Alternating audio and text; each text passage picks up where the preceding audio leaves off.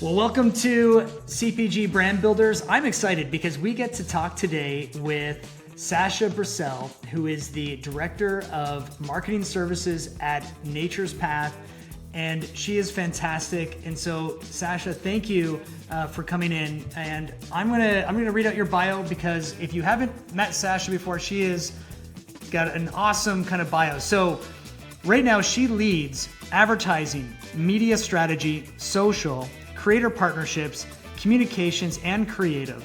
And she's focused on connecting Nature's Path, purpose-driven brands with more consumers while strengthening the brand's leadership in organic breakfast foods.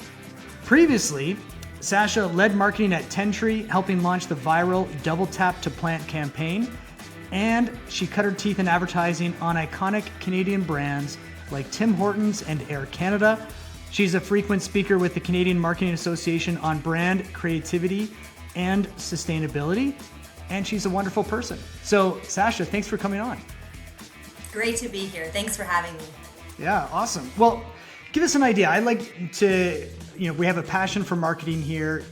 What drew you to marketing? How did you get into it? What kind of experiences have you had? Like, what brought you to today? Yeah, great question. I started in radio and television arts as from an education perspective, and was actually started in broadcast, in TV and storytelling on more traditional platforms. And I found out very early on that the hours were absolutely crazy, and it wasn't something that I felt like was going to be a good choice long term for me. And I decided to move paths and shift into public relations, and I did a graduate in PR at Humber, and then I went into PR agency work. I was pitching lots of client stories across media, working on social, early days of influencer work, I would say at that point, and I became very frustrated early on with the requirement to really lean on relationships and networks more than the actual quality of the stories and the work itself. And so that really didn't sit right with me. I was tired of pitching media endlessly to get my client stories into the market while somebody else who was, best friends with head of broadcast at CTV would get their story in sort of immediately. Yeah. And that's when I moved into advertising, where I said, hey, when you have dollars, your work always goes to markets. So I moved into advertising. I was very focused on digital earlier on, smaller agencies, very digital focused. Again, early days of influencer and social media, really building out sort of social plans and digital plans for brands that were really just starting in those areas. So McCain was a good one that I worked on early in my career. How are we bringing their story to life from a digital standpoint? And then I moved into some of the bigger agencies along the way. So Dentsu Boss and J. Walter Thompson, and still was working a lot in the digital space. And had some incredible experiences working on brands like Lexus and Air Canada and Tim Hortons.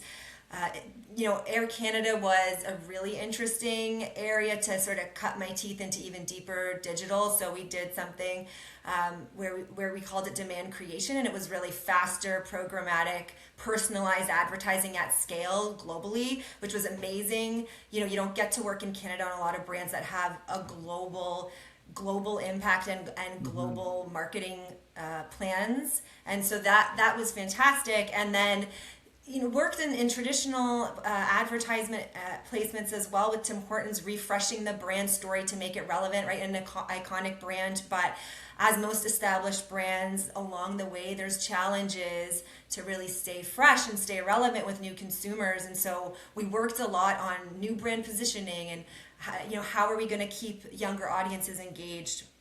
So, and worked with some phenomenal creative leads, fantastic strategic work as well that I got to be a part of.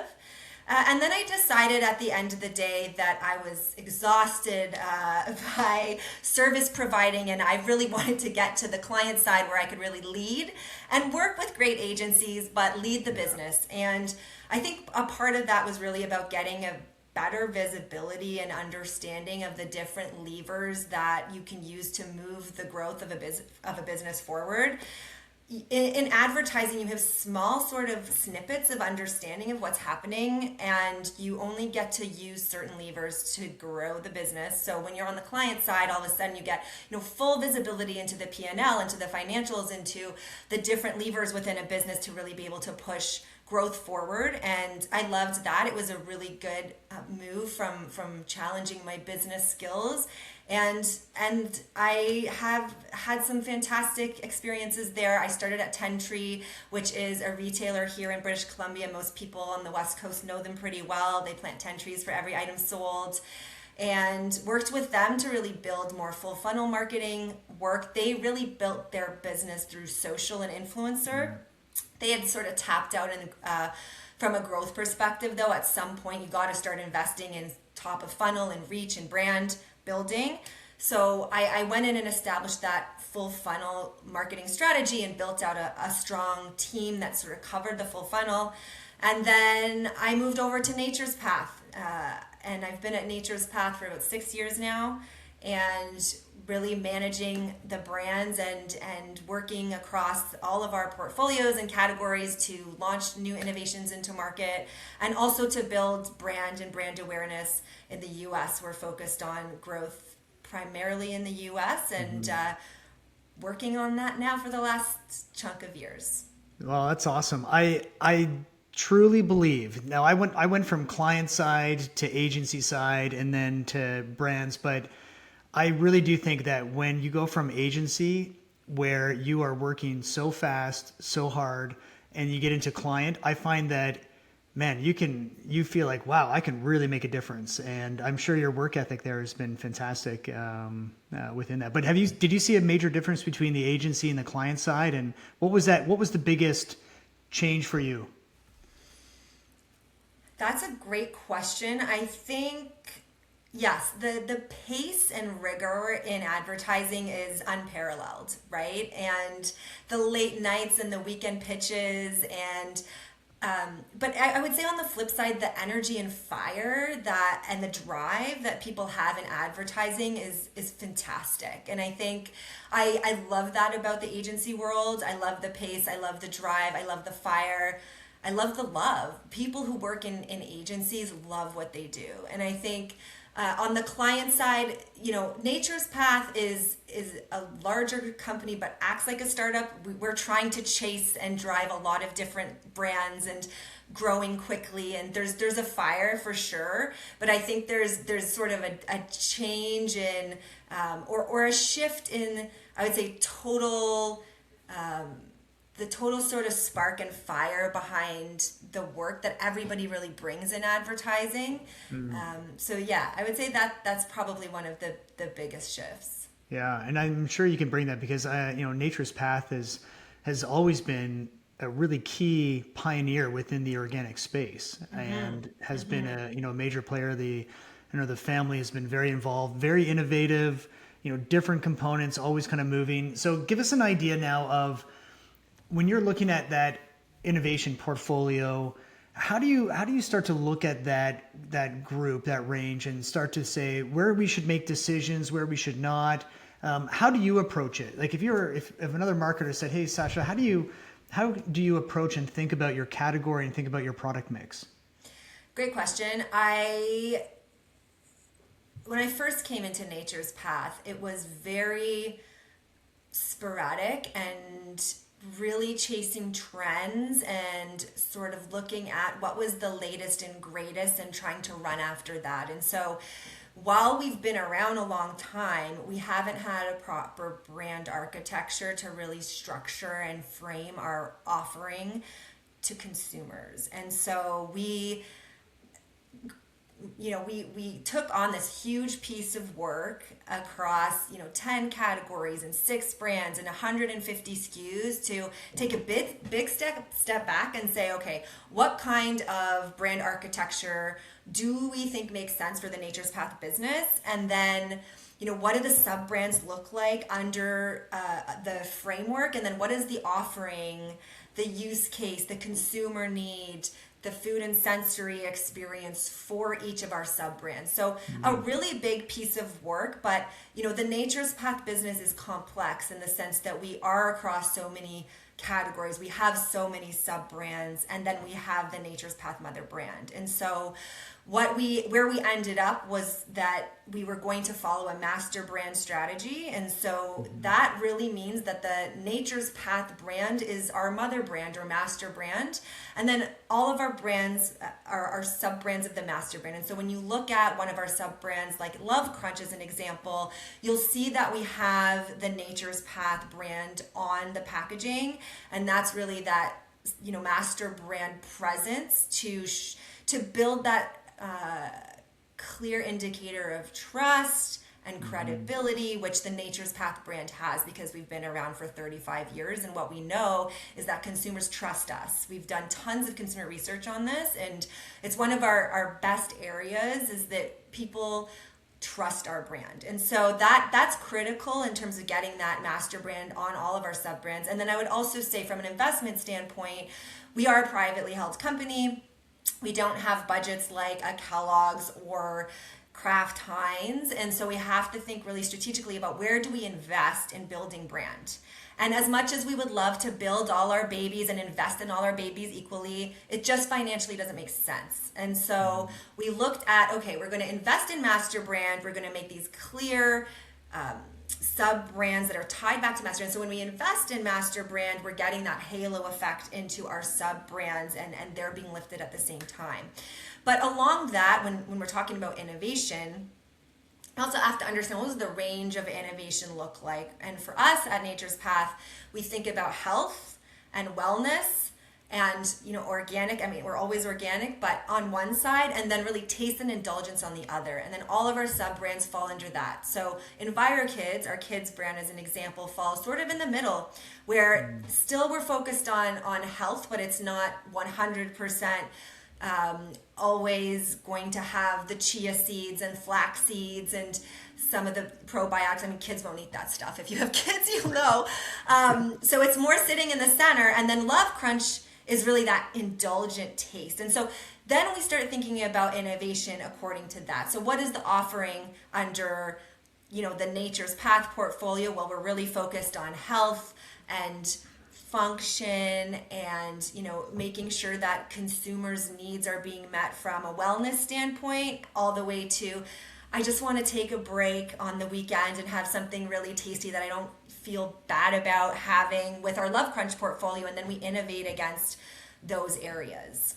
Yeah, you know what? I think you said two really good things, and I just actually did a teaching on brand architecture because it is an area that is so important to get right. And as companies grow, you kind of start to acquire brands, you start to create innovation, and it kind of starts to, we call it like a Frankenstein. It starts to look like a bit of a monster.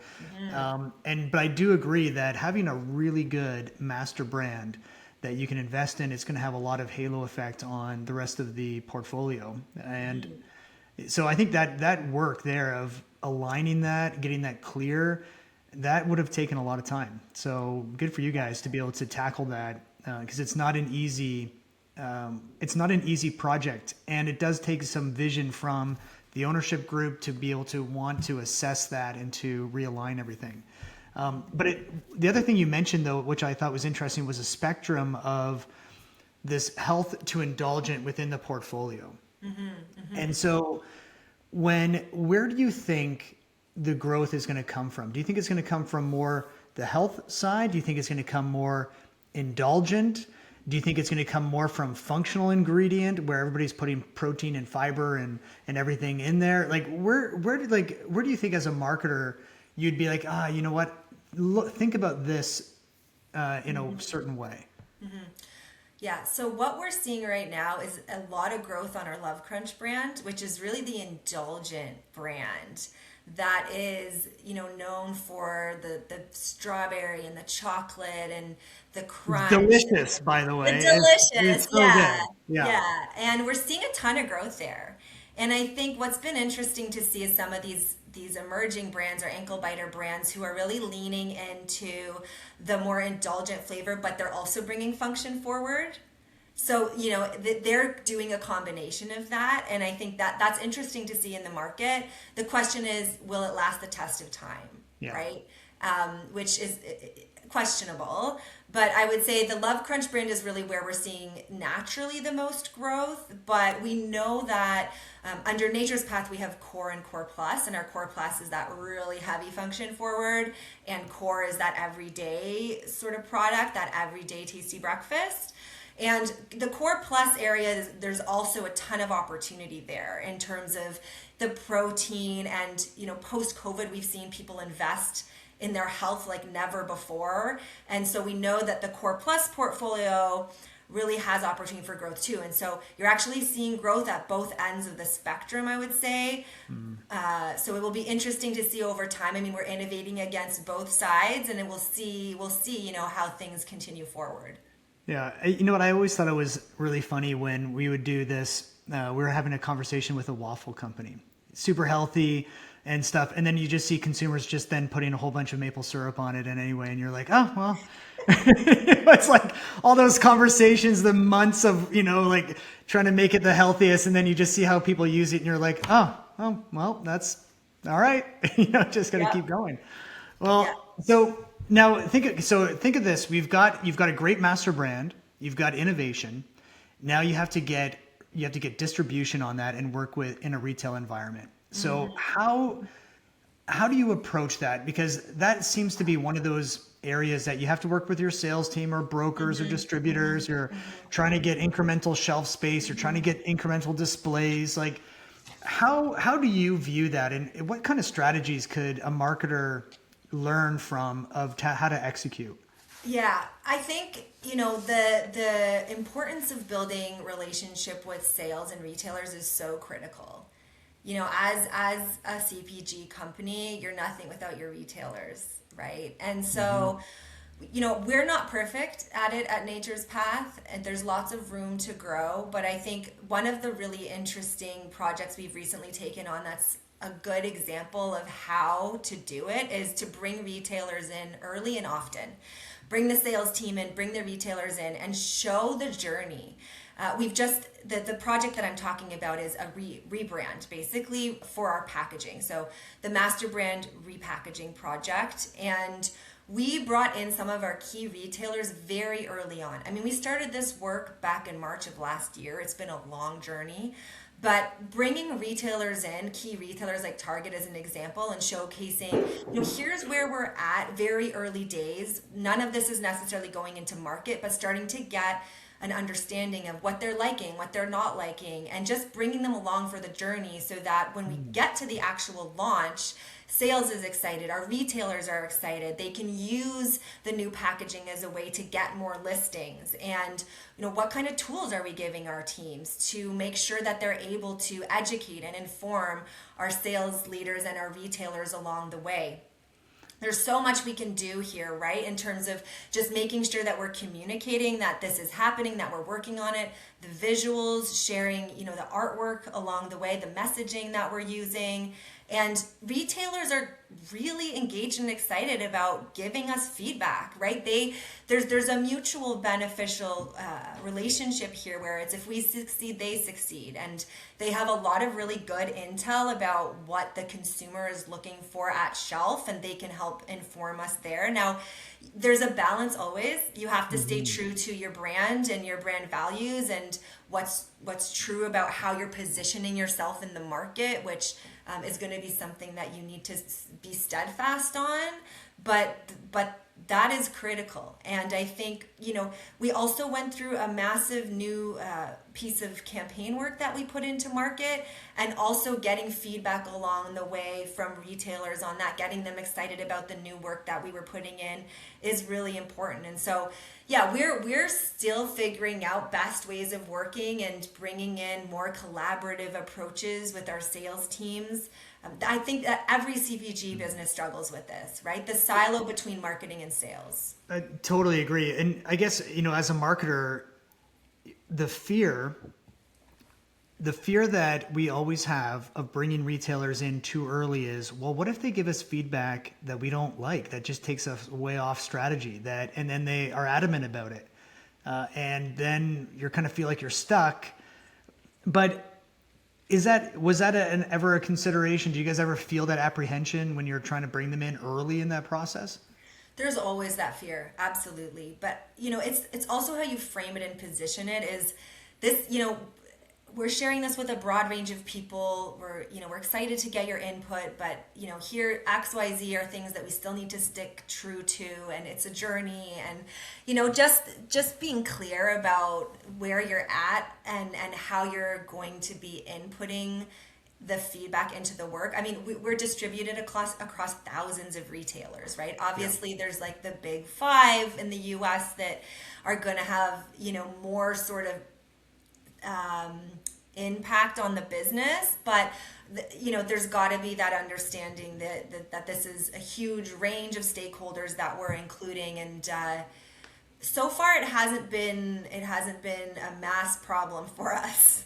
Yeah, well, that's good. I always find that whenever we ever do projects with Costco, we always end up like they love art directing and stuff, and so we're always in this like game of, and because I love working with retailers are great. Like every retailer, they all just want the same thing. How do we make our customers love it? How do we make sure the category is going to grow? And so as long as you're both on that same page, but how do you find when you to just get them excited? Any tools, any like displays, any kind of things that you think that lately retailers are really wanting this from brands that a marketer could be like, oh, you know what, we should build that into our plans? Yeah, we have actually done something really interesting, I think, with our Love Child Organics brand. So we acquired a baby brand, Love Child Organics, a few years ago. They were #2 baby brand in the market. And we brought them into our umbrella of brands. And one of the things we've done is we've partnered with two experts within the baby nutrition space. And, I mean, partnering with experts is not a new strategy, but what we've done is that there's one is a specific pediatric nutritionist, and the other is a specific speech pathologist for babies and children. And we've started bringing them to our retailer meetings. Really? And that's been phenomenal. We have seen so much return on this that we're continuing to partner with them into next year, and it's not cheap. It's an investment that the business has made strategically, but it's really played off in our favor the last year. We can, the sales team has told us that we have been able to gain more distribution and more listings because of these two partners coming forward as a third party saying, this is why these products are great. The way that this product is formulated and the ingredients is best in class because of X, Y, and Z. And so that's interesting. If you can start bringing in third-party partners like that to add more context into the product. And of course, it's like, advertising in general. People believe and trust third-party endorsements more than they do a brand itself, right? So Totally. that's been really great. I would. Are you then using them in social media and different components like that? So it's kind of like a full package within this, but then bringing them to the sales component. That's excellent. I love that. Yeah. Wow.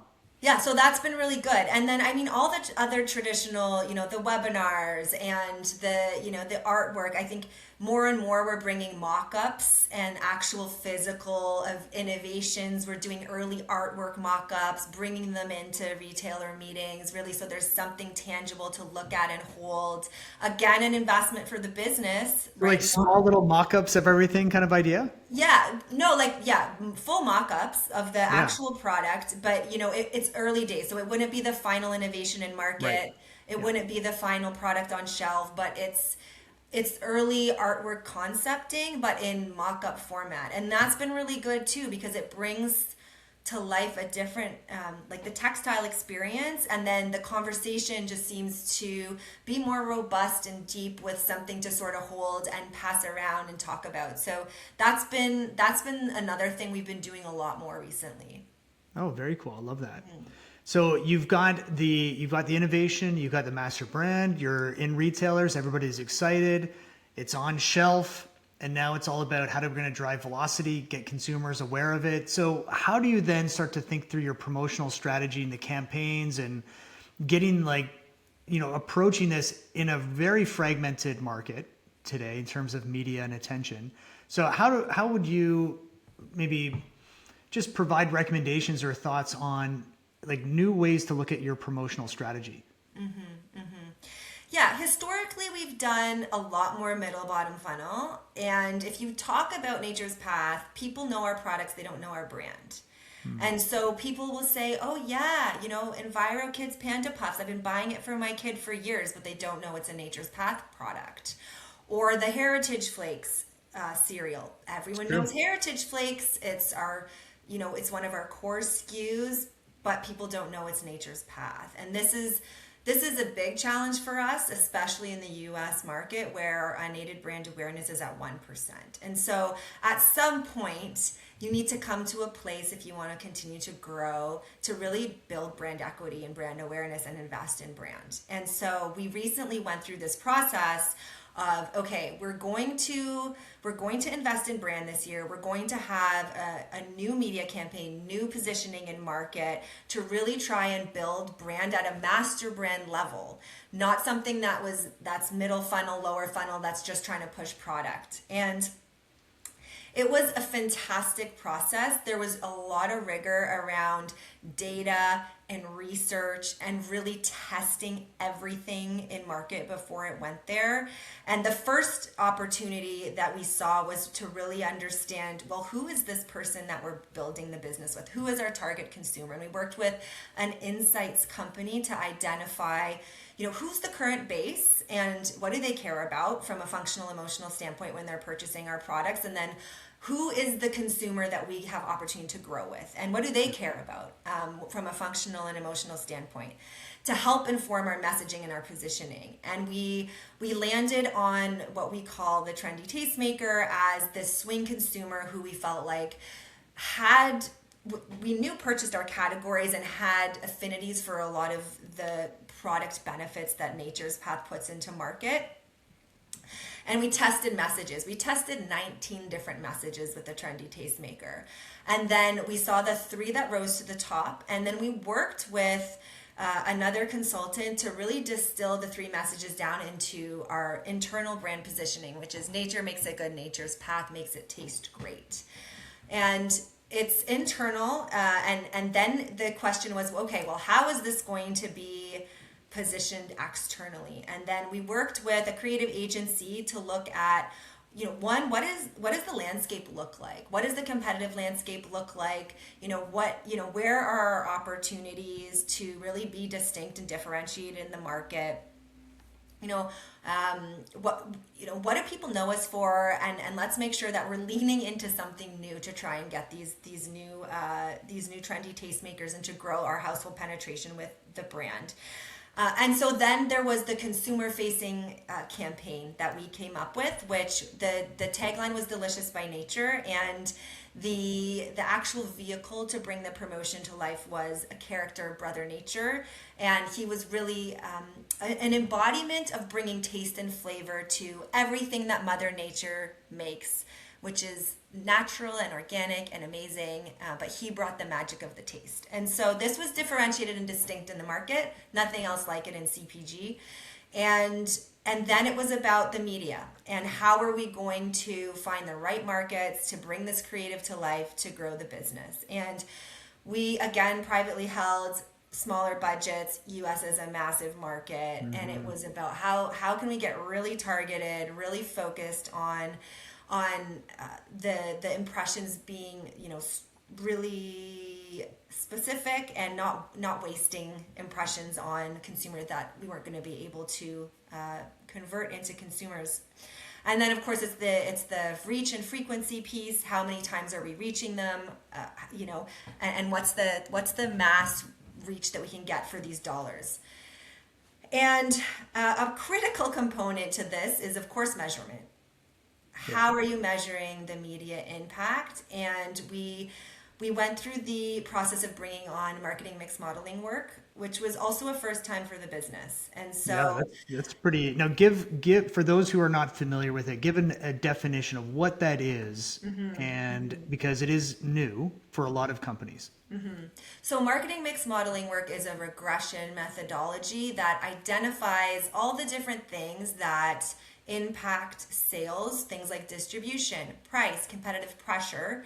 and it's able to, through a mathematical model, very complex, but those who run it understand sort of the math behind it, can identify, okay, this lift is due to a price increase. This lift is due to a distribution increase. This pull is maybe from competitive pressure, and then just identify, okay, we know that these dollars then are specifically attributed to dollars in media impressions. And so that was a very large undertaking for the business in terms of the new methodology and platform.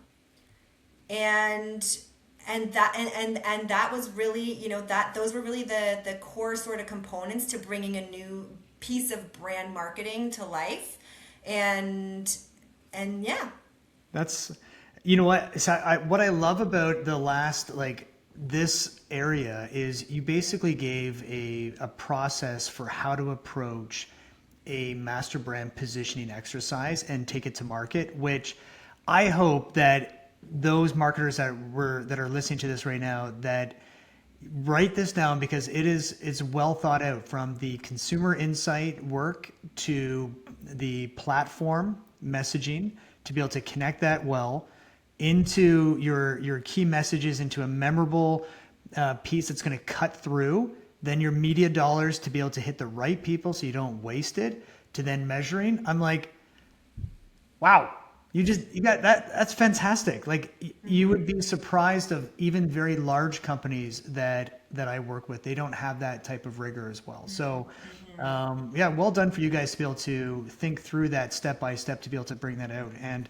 the brother nature that's a fun concept. But what I think is going to be even better is the platform on taste.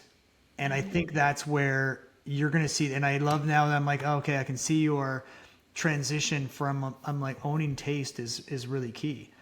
So, wow, that's fantastic. I love that. Okay, so you've done your own, you've kind of worked on this one. When you look out in the market right now and you see other brands that you're like, oh man, they're doing a really good job, I love that. Like, who comes to mind for you?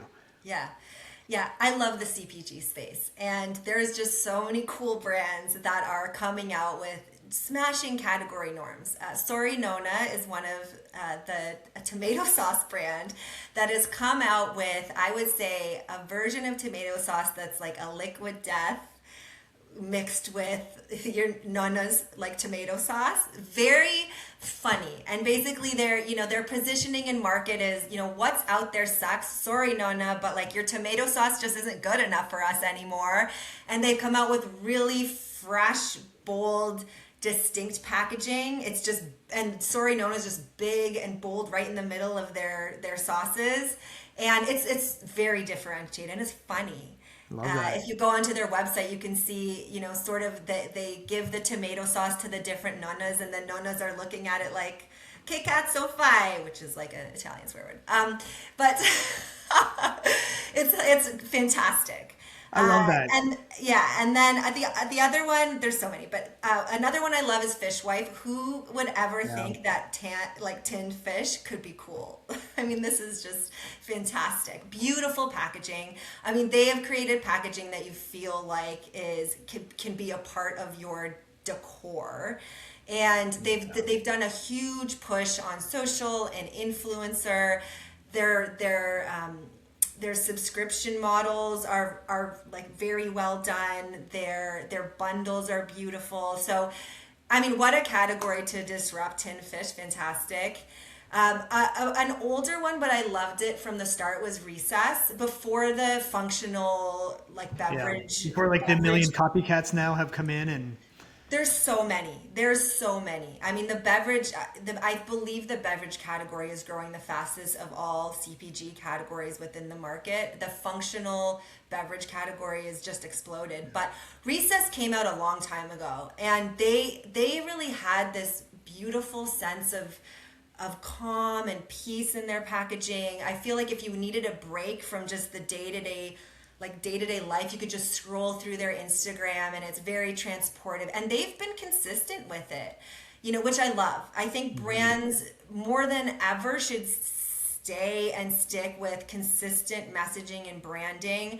We tend to jump around too much, and that's not great for building brand equity. But Reese's has done a really good job of honing in on a specific look and feel, that sort of peace, calm.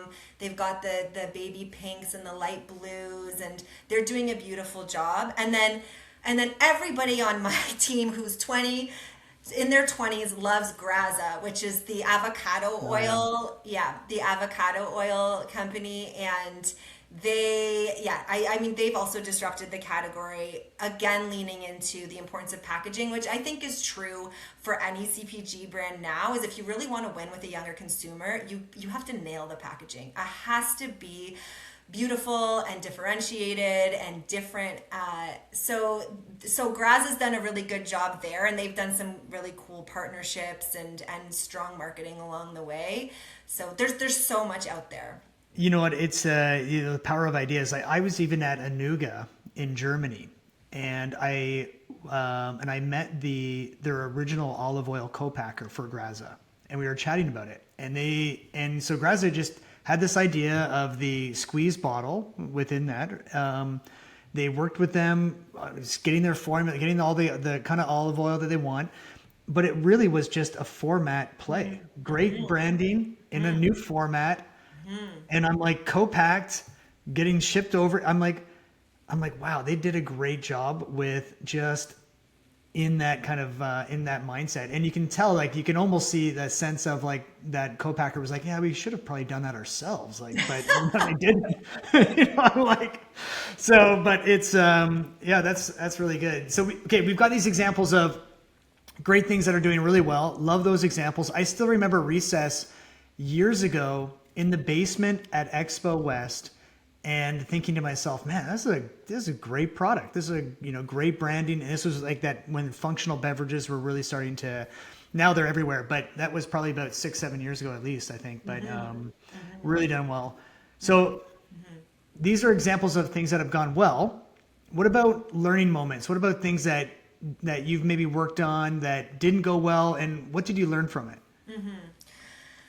Yeah, I mean, I want to sort of like lean back to the MMM stuff, because I think there's been so much good work done there, but major learning as well. And I think specifically as a marketer, you are always challenged at bringing the executive team along the ride on how you're measuring media and the impact that you have to the business. And I think involving broader stakeholders across the business when you're talking about marketing work and marketing campaigns, and what are the expectations around KPIs and what you're delivering at the end of the year is really critical.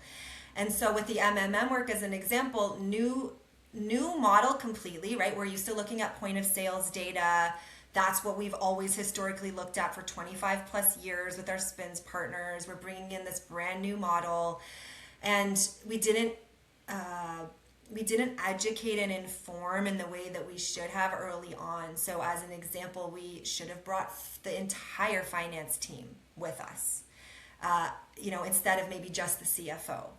And we should have brought all of the leaders into every meeting and done multiple sessions around what is MMM and what is regression and what are examples of impact and KPIs and this sort of thing. So I think, you will always have that challenge as a marketer, is how are you proving that the work you're doing is driving impact and driving growth? And so bringing those executives and broader groups into play early on, I think, is really important. So that's one piece. And then I would say on the other side of my leadership journey is that, when I was younger, I really would, when I started at an organization or I started at a company, I would come in like a bull in a china shop and just wanted to change things that I saw weren't working well. I'm very vocal. I am not sort of shy to give an opinion. I've got a clear point of view on things, and that's backfired in some cases along the way, where building relationships, learning how the business works, understanding challenges and opportunities, and really just, shutting up and listening for the first sort of 3 months at least, I think is really important. And approaching leadership and change like that, I think, is a lot more effective. Now you need to balance it along the way with quick wins, right? When you're starting at an organization, but I would say learning first instead of leading with change would be a really critical one that I would share. Yeah. No, that's great. Those are, I think those are good lessons. And with maturity, I think comes empathy and understanding for where an organization is at, what they can change immediately, what they can't. And that just takes time to really understand the complexities. It's always more complex than you probably think. And so, 100%. And no, and the relationships and politics too, right, is true for every organization. And that's only something you can learn in time. And it's important that you do learn that before it you is. start, making moves and trying to change things. The interesting thing is bringing in more people into the decision-making process. I think that's an important step, and you don't always know who to bring in, when to, the meetings before the meetings. I do think they are important because I still remember talking to a CFO at a large bakery client, and his common phrase to me was, Braden, what if we did nothing in marketing? What would change? And like their job, he always didn't want to spend anything in marketing. So I always felt like you had to convince them, you had to talk to them, you had to show them everything. And it was this finance marketing always about, well, what's our ROI exactly? How do we really measure? So it's a challenge for sure. Yeah. Yeah. Okay, so Sasha, if I walked into your pantry at home, what brands are you buying?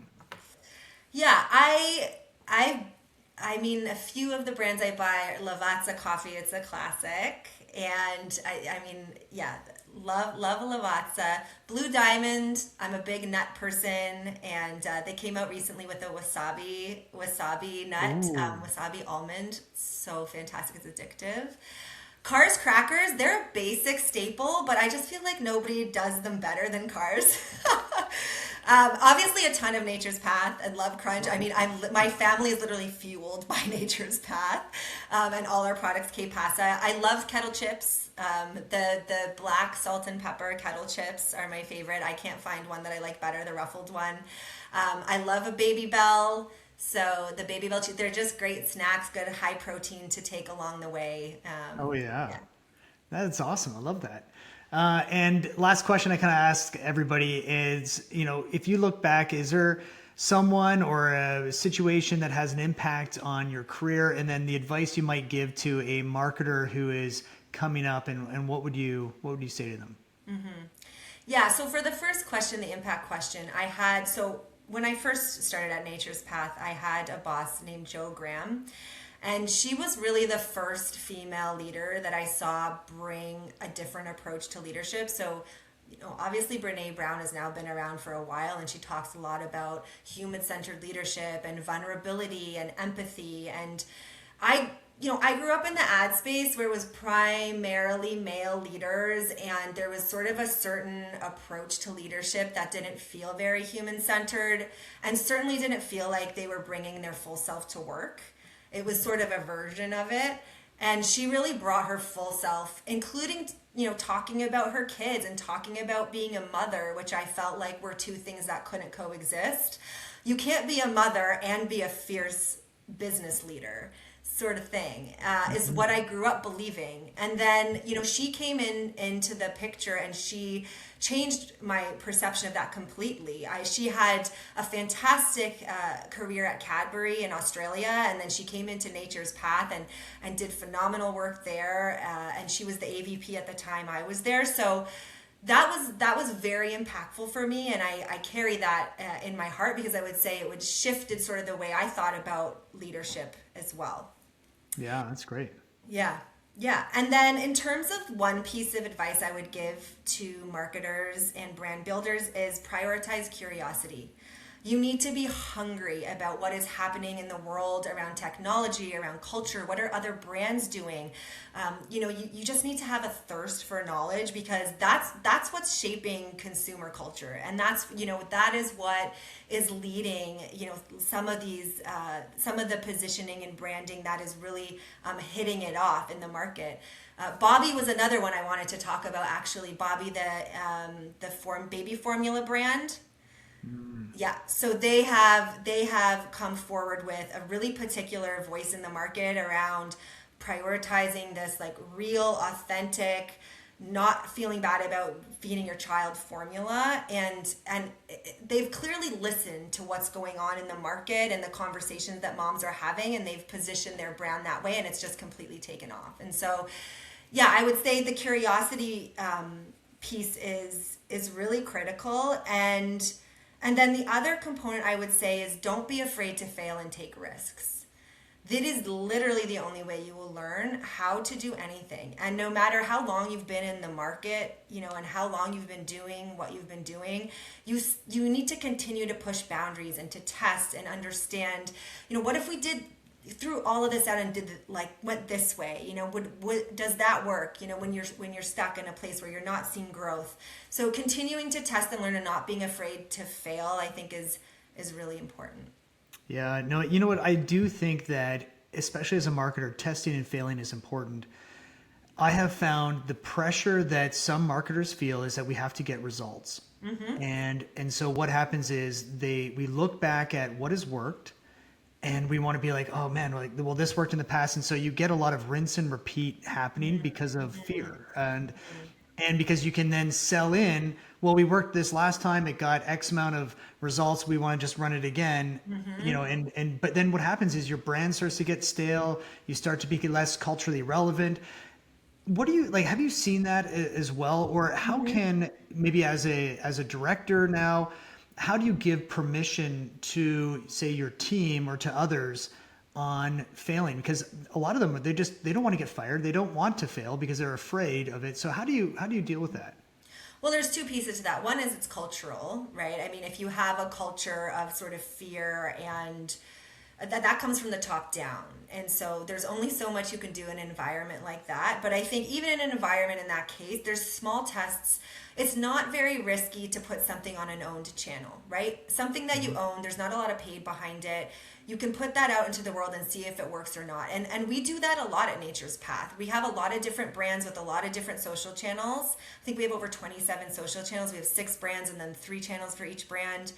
And so, we put stuff into the market. One example that's really good is trend stuff, trend-based stuff, right?